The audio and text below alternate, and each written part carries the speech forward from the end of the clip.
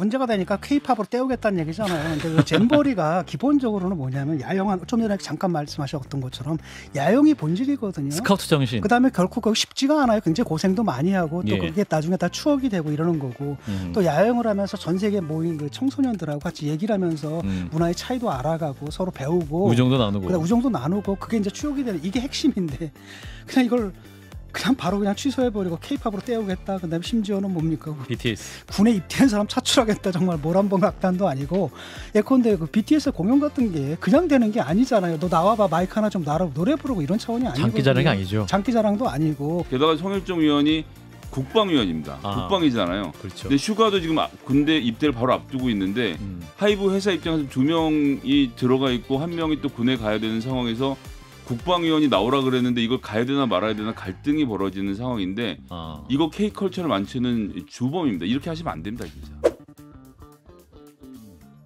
네, 한판 브리핑 김수민 평론가와 함께하겠습니다. 어서 오십시오. 네, 반갑습니다.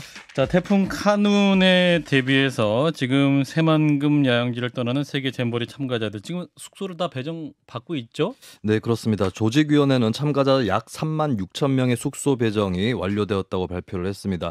숙소는 태풍의 직접 영향권이 아닌 수도권과 충청권 지역에 있는 공공시설이나 민간기관 시설이 된다고 하고요.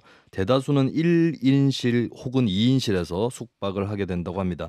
퇴영은 오전 10시부터 시작이 돼서 숙소 이동에는 6시간가량이 소요될 전망이고요. 예. 버스 1,000대 이상과 통역 인력이 지원되고 국방부, 소방, 경찰 등 유관기관의 협조가 있습니다.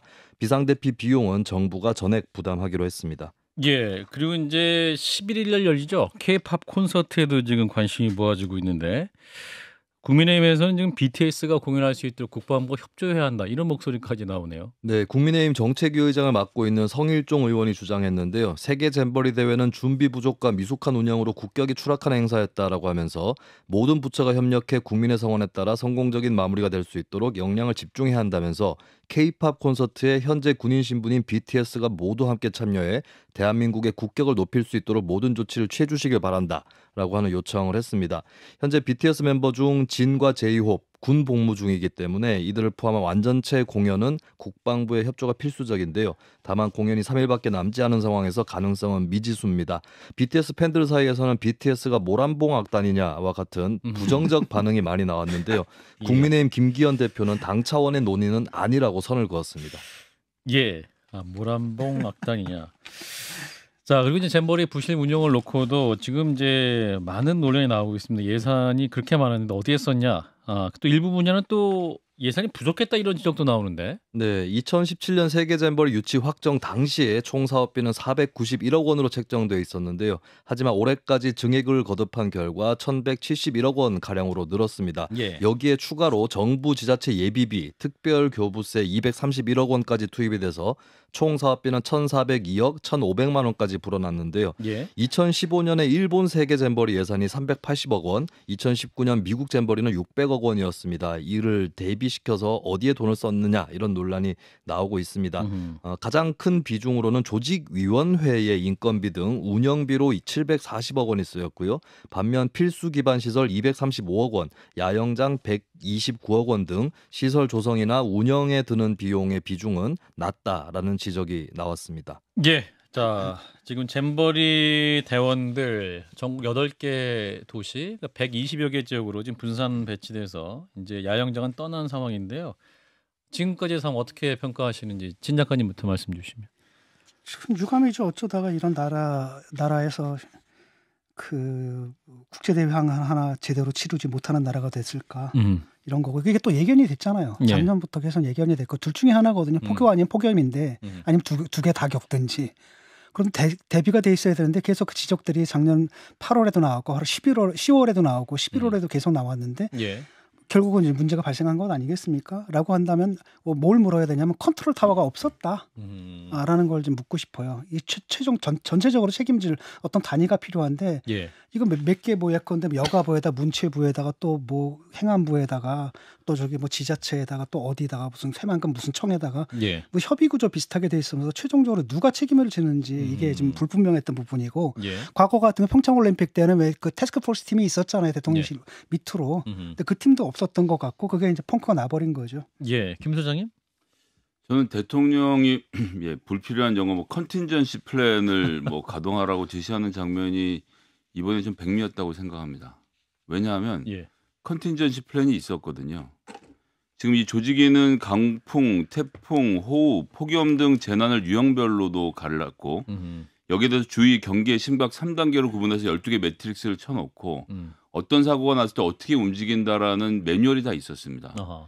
그래서 예를 들어보면 지금 같은 경우 지금 태풍 문제를 얘기하지 않습니까? 태풍이 심각 단계로 가면 주변에는 군산, 김제, 부안, 정읍 4개 시군에 실내 구호소 204곳, 그다음에 원거리 대피 지역 고창, 완주, 익산, 전주에 실내 구호소 138곳으로 참가 인원들을 대피시킨다는 계획을 갖고 있었어요. 이미 있었다? 예. 그럼 이대로 하면 되거든요. 그러니까 잼버리라는 것은 그런 위기의 순간에도 잘 이렇게 그 위기를 극복해가는 과정까지 물론 참가자들 위험하게 하면 안 되겠지만 어쨌든 태풍이 들어오는 건 눈에 보이는 것이니까요. 이렇게 이동하면 되는데 대통령이 갑자기 아이디어를 내잖아요. 뭐 수도권으로 가고 뭐 K문화를 하고 뭐 전주에서 K 콘서트를 할까? 서울서 할까? 뭐 이러다 우왕좌왕하는 가운데 이 컨틴전시 플랜이라는 게 다 망가졌는데 대통령이 나와서 컨틴전시 플랜이 있는 줄 모르고 자기 계획을 얘기하니까 그 매체에 있는 사람들이 이걸 준비하는 걸 다 빠그러뜨리고 대통령의 입을 쫓아가는 상황.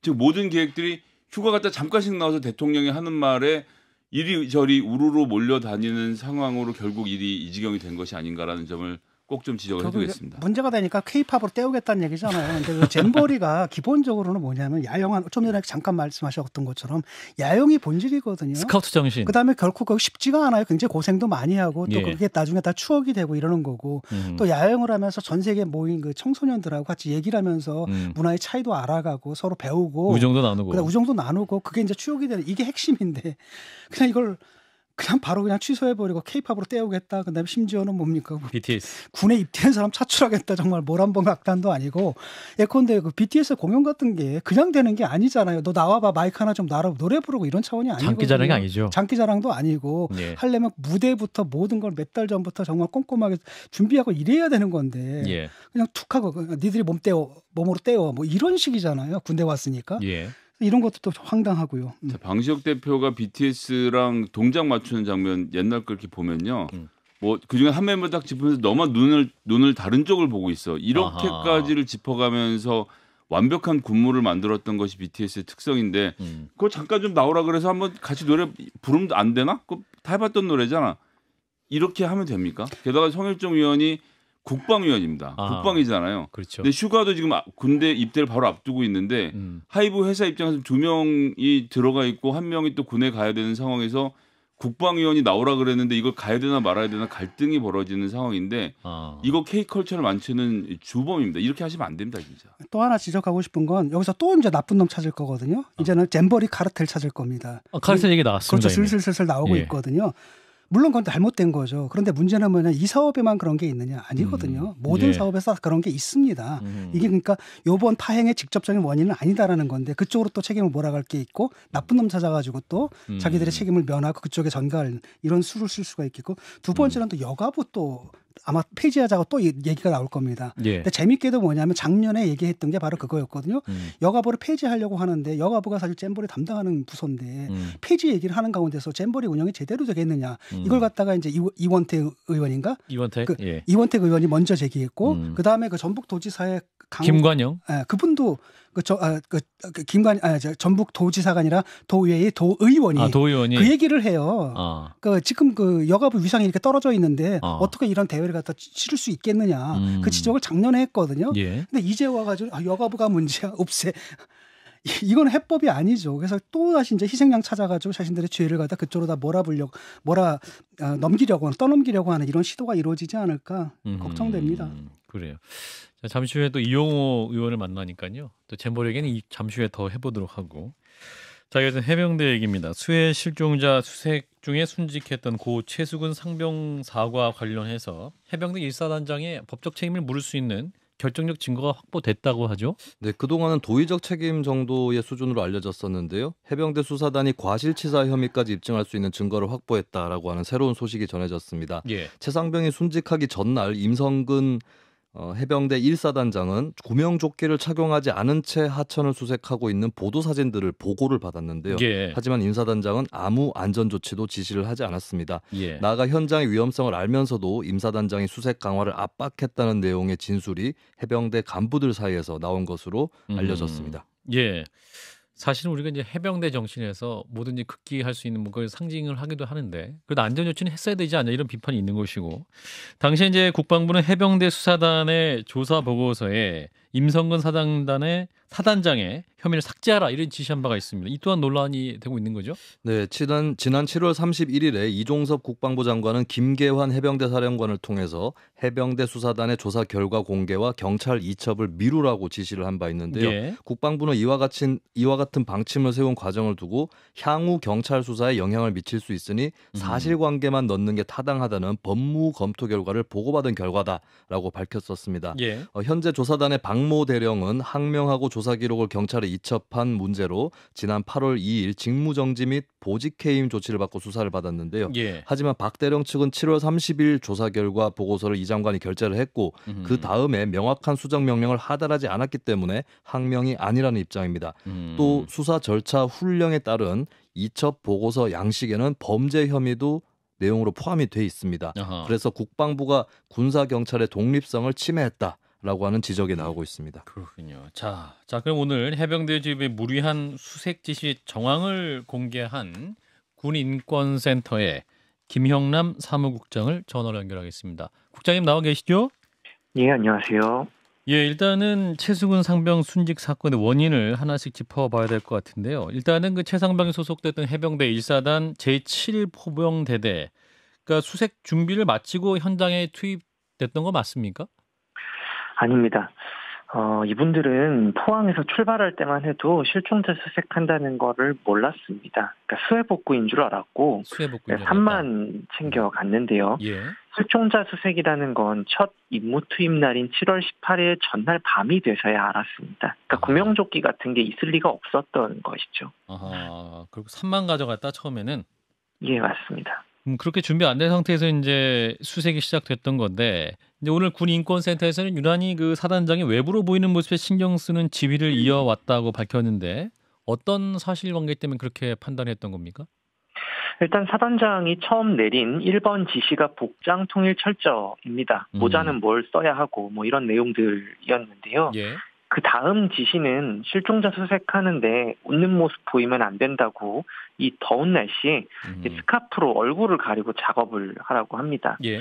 제가 지휘관이면 어찌됐든 재난 현장에 나가는 건데 예. 안전에 관한 지시가 1번일 것 같거든요. 근데 임성근 사단장의 경우에는 안 그랬습니다. 사실 근데 최근에 어떤 수해 현장에서 공무원들의 웃는 사진이 좀 공개된 적도 있었기 때문에 이제 군 입장에서는 그런 부분도 좀 주의해라라고 지시할 수도 있는 것이 아니냐라고 또 반론을 할 수 있을 것 같은데요. 웃지 말라는 교육을 할 수는 있지만 예. 그렇다고 해서 스카프로 이 여름에 얼굴을 다 두르고서 작업을 하라는 것은 이 사람들이 무슨 도둑도 아니고 예. 왜 얼굴을 가리고 작업을 합니까? 그러니까 외부에 보이는 게 얼마나 중요한 부분인지 이것만 신경을 썼다는 게 이런 사실 황당한 지시에서도 좀 드러나는 부분이라고 생각합니다. 예, 그렇군요. 자, 이제 사고가 발생하기 전날인 7월 18일부터 이제 수색이 진행이 됐던 거죠. 근데 그날 오전부터 상황을 보면 처음에는 물에 들어가지 않았다가 그러니까 이제 진흙밭이나 이제 풀숲에서 수색을 하다가 비가 오기 시작하니까 이제 하천 주변 도로로 올라와서 눈으로 실종자를 식별하는 수색을 이어갔었는데 왜 갑자기 그 물속에 들어가라 이런 지시가 있었던 겁니까? 비가 와서 예. 하천 도로에서 수색을 하는 걸 사단장이 봤던 모양입니다. 그래서 이 18일자 수색이 끝날 무렵에 사단장이 지시사항을 전파합니다. 예. 콕 짚어서 포병대대가 문제다. 일렬로 서서 수색하지 마라. 4인 1조로 바닥을 찔러가면서 수색해라. 이렇게 지시가 나왔고 2시간 있다가는 무릎 높이까지 물속에 들어가서 찔러봐라. 이렇게 이제 물속에 들어가라는 지시가 내려가게 되는 겁니다. 그렇군요. 그러면은 지금 이제 사단장님 지시사항이나 문자 내용이 지금 공개된 것을 오늘 인권센터가 공개했던 내용이 지금 유튜브 화면으로 나가고 있는데 현장 지휘를 똑바로 할 것. 뭐 이런 지시사항이 있습니다. 그러면 일단은 사단장으로서 똑바로 해라 이렇게 지시했으니까 할 말 다 하지 않았냐.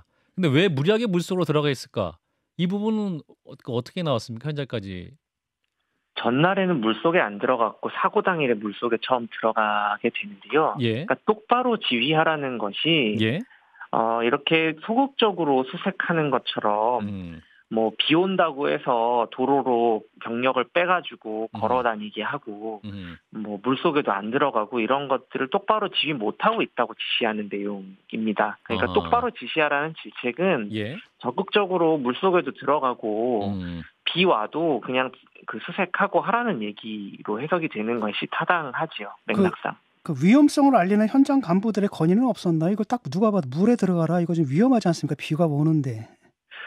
사단장이 콕 짚어서 이렇게 이 부대가 문제라고 질책을 하는데 특히 그 포병 부대 간부들, 예. 그렇죠. 예, 그 부대 간부들이 수중 수색 못하겠다 이런 말을 쉽게 당연히 할 수가 없는 분위기였고요. 예. 사실 건의도 있었습니다. 물 들어갈 때 전투화 말고 장화를 신고 들어가라는 지시가 내려오는데요. 예. 이 장화를 신고 물에 들어가는 건 원래 위험한 일입니다. 이물질이 들어갈 수도 있고요. 예. 물에 빠지면 장화를 신고 있으면 나오기가 훨씬 힘듭니다. 물이 배수가 안 되니까요. 예. 미끄럽기도 합니다. 그래서 현장 간부가 이 장화 말고 전투화 신기자는 건의를 하는데요. 그대로 그냥 묵살되고 다음날 다 장화 신고 나가게 됩니다.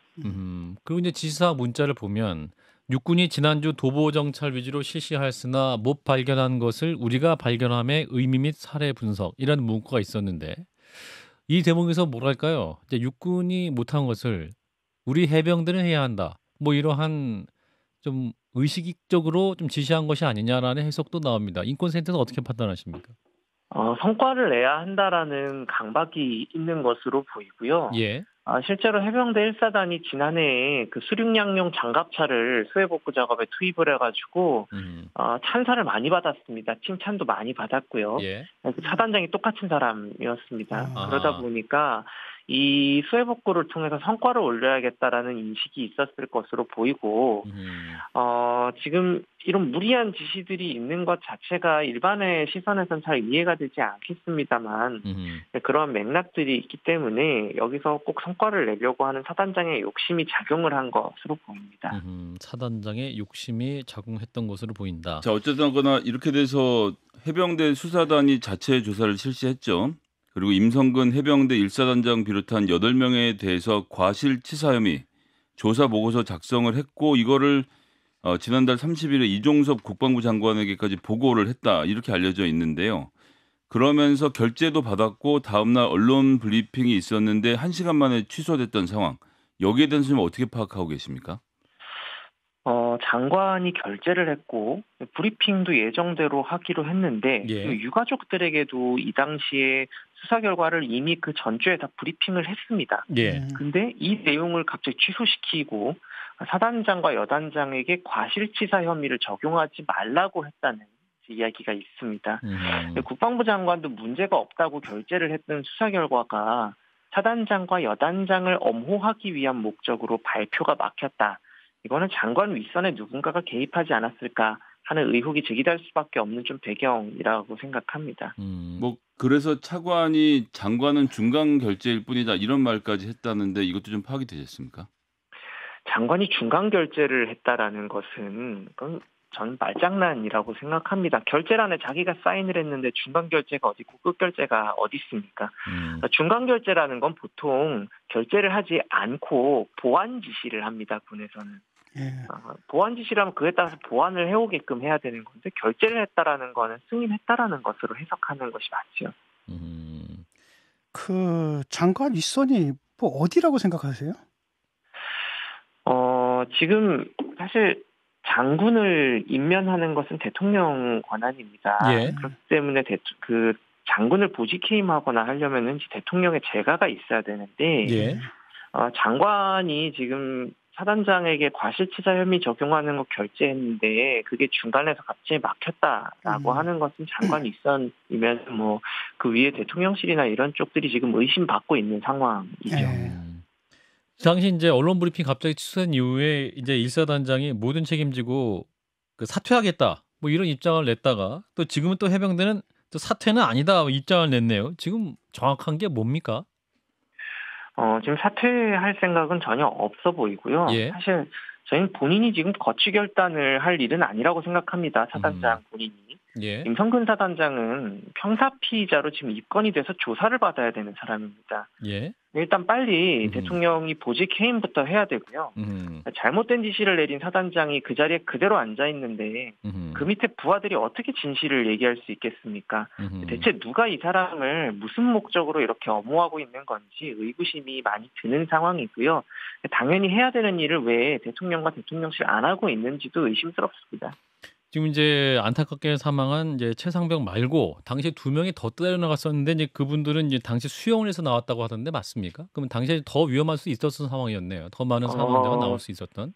예, 전체 병사가 8명이 빠졌습니다. 아, 그중에서 그래요.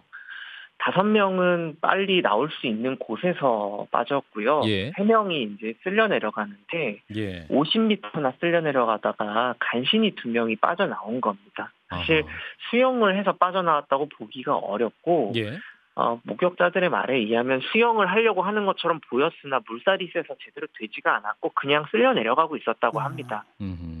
그러니까 사실은 간신히 구조를 한 것이지 뭐 수영을 해서 이 사람들이 빠져나올 수 있었던 그런 상황은 아니었던 것으로 보이고 예.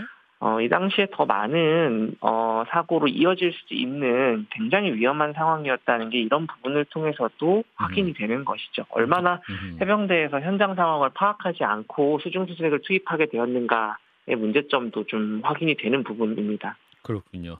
네, 국장님 오늘 말씀 여기까지 듣겠습니다. 고맙습니다. 예, 감사합니다. 네, 김영남 구인권센터 사무국장이었습니다. 지금 여러 가지 무리한 수색을 지시한 정황까지 드러나고 있는 상황인데요. 이제 국방부의 부단계 의혹까지 나오고 있습니다. 이 문제 어떻게 바라보시는지 진 작가님부터 말씀. 일단 장관이 먼저 결재를 했다가 다시 그 취소를 한 거 아니겠습니까? 장관이 입장을 바꾼 꼴이 돼버린 거잖아요. 그다음에 이제 아마도 그 윗선에서 얘기가 된 것 같은데 이 사단장을 봐주려고 개인적으로 봐주려고 했다라기보다도 사단장의 지시로 인해서 이런 일이 벌어졌다라고 한다면 사실 사건이 상당히 커지잖아요. 그러니까 아마도 이 사건 자체를 축소하려거나 또는 사건 자체의 의미를 갖다가 약간 좀 다운플레이 하려고 하는 과정에서 이런 일들이 벌어진 것 같습니다. 그러니까 어디죠? 해병대 수사단? 해병대 수사단에서 제대로 수사를 한 것 같아요. 다만 이제 이렇게 그대로 수사한 그대로 발표가 나갈 경우에는 좀 곤란해지니까 예. 나중에 그 해병대뿐 아니라 국방부까지도 곤란해지고 정권까지도 곤란해지니까 그 좀 다운플레이를 좀 한 것 같아요. 자, 김 소장님. 자, 이게 군이 얼마나 엉망진창인지를 보여주는 아주 좋은 사례인데요. 국방부 장관이 어쨌거나 책임자이지 않습니까? 근데 국방부 장관이 수사도 보고를 받아요. 자기 마음에 안 드는 수사 내용을 심지어 고칠 수도 있습니다. 법무부 장관에게 검찰 수사 지휘권을 주는 건 공개적으로 이 부분에 대해서 이렇게 하라 저렇게 하라는 거지 수사 결과를 입맛에 맞게 고쳐오라는 말을 하는 건 아닌 것이거든요. 예. 국방부는 지금 이렇게 하고 있는 겁니다. 그러니까 말이 삼권 분립이지 국방부 내에서는 이 군인들 내에서는 이 사법권 그다음에 경찰권 이런 것들이 다 혼용돼서 그냥 지휘관 마음대로 지휘를 하고 있는 걸 보여주는 게 첫 번째 문제라고 생각하고요. 그럼에도 불구하고 국방부 장관이 결재를 했는데 그러고 나서 대통령실 보고가 들어갔다는 거죠. 보고가 들어간 다음에 잠깐 내용 고쳐야 되겠는데라고 할 때 이미 경북 경찰로 해당 자료 넘어가 있는 상태였고요. 그래서 그것을 가지고 지금 해당 이 수사단의 단장을 항명으로 지금 처벌을 한다? 너무 이상한 거죠. 아니 이건 이제 경북 경찰에서 제대로 내용을 들여다봐야겠지만 지금 이쪽에 항명으로 잡혀 들어간 마당에 경북 경찰이라고 뭐 뾰족한 답을 내놓을지 이렇게 해서 사건의 진실이 묻히게 되는 것은 아닌지 정말 우려가 좀 많이 됩니다. 예. 자, 일단 이 문제 여기까지 짚고 자, 이화영 전 경기부지사 재판 관련 얘기로 넘어가 봅니다. 자, 진술본복과 지금 변호인 해임 여부를 두고 법정 안팎에서도 공방이 치열했는데 오늘 열린 공판도 여러 의혹이 집중됐었는데 뭐 또 여러 일이 있었습니다. 네, 이화영 전 부지사는 변호를 계속 해주기를 희망을 했고 이전 부지사 배우자로부터는 질타를 받은 법무법인 해광인데요.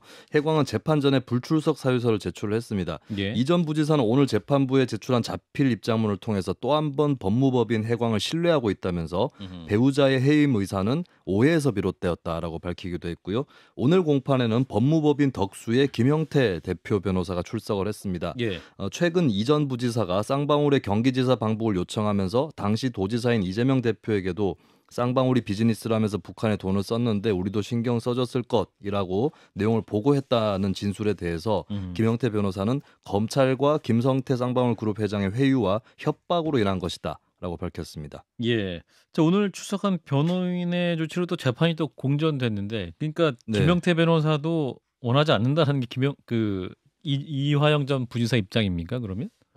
이전 부지사와 김영태 변호사 입장이 일단 불일치하는 모습을 보였는데요. 일단 김영태 변호사가 이전 부지사 진술 변화에 대해서 증거 능력이 없다는 취지의 증거인부서를 제출을 합니다. 예. 그리고 공소장에 없는 증인을 계속 부르고 있다는 이유로 재판부 기피 신청까지 하게 되면서 예. 나아가서는 김영태 변호사가 이런 재판에 더는 조력할 의사가 없다면서 변호인 사임 의사까지 밝히게 됩니다. 그런데 이화영 전 부지사는 곧바로 김영태 변호사와 다른 입장을 내비쳤는데요.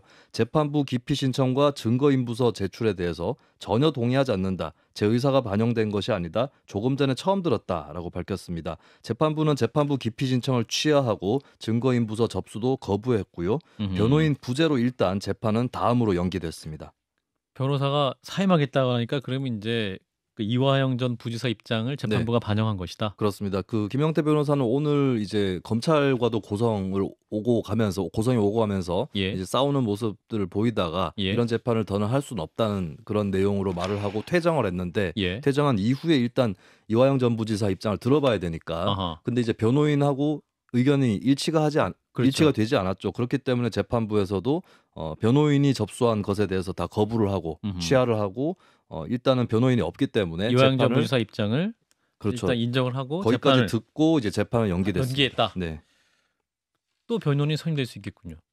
뭐 새로운 변호인이 나올 수도 있고 아니면 이화영 전 부지사가 신뢰를 여전히 하고 있다고 밝히고 있는 법무법인 해광이 들어올 수도 있겠고 뭐 여러 가능성이 있겠습니다. 해광 같은 경우에 입장이 뭐냐면은 일단 돈을 주는 사람은 가족이 주고 있잖아요. 그런데 이화영 부지사하고 그 가족 사이의 의견이 일치하지 않는 한은 우리가 본론을 계속할 수 없다는 게 기본 입장이에요. 그래서 재판에 안 나온 거거든요. 예. 그런데 이제 문제는 뭐냐면 이화영 그 부인이 뭐라고 얘기했습니까? 당신 그따위로 하면은 내가 아무것도 도와줄 수가 없다. 법률적 도움을 줄 수가 없다. 예. 라고 얘기를 한 거거든요. 그러니까 사실상 변호사 지금 선임하는 걸 다 부인이 하거든요. 그러니까 이 변호사가 나와서 사실은 이화영 전 부지사를 변호하는 게 아니에요. 이 사람 입장이 누구입니까? 이화영 전 부지사의 부인의 입장을 변호하고 있거든요. 예. 이게 누구 재판입니까 도대체? 이게 누구 변호인이죠? 이런 황당한 사고가 벌어지는 건데 제가 볼 때는 지금 이게 법무법인 덕수라는 것이 사실 그 민변 출신들이 했다 그러거든요. 예. 그러니까 상당히 그 정치적인 색채가 지금 강한 데고요. 저는 그 민주당의 움직임과 크게 다르지 않다고 이게 떨어져 있지 않다고 봅니다. 같이 움직이는 거거든요. 지금 발등에 불이 떨어진 거예요. 굉장히 다급하다는 걸 알 수가 있겠고 지금 이분은 나와서 했다라는 게 바로 뭐냐면 이화영 부지사가 하지도 않은 얘기를 한 거잖아요. 하지도 않은 얘기를 하다가 그다음에 원하지도 않는 일을 하다가 그 거부되니까 그냥 사임을 해버렸거든요. 한마디로 이번 재판 그냥 무마하라고 나온 겁니다. 문제는 뭐냐. 검찰에서 진술한 것이 사실 증거가 되려면 뭡니까. 공판 중심주의에서는 법정에서 그게 확인이 돼야 되거든요.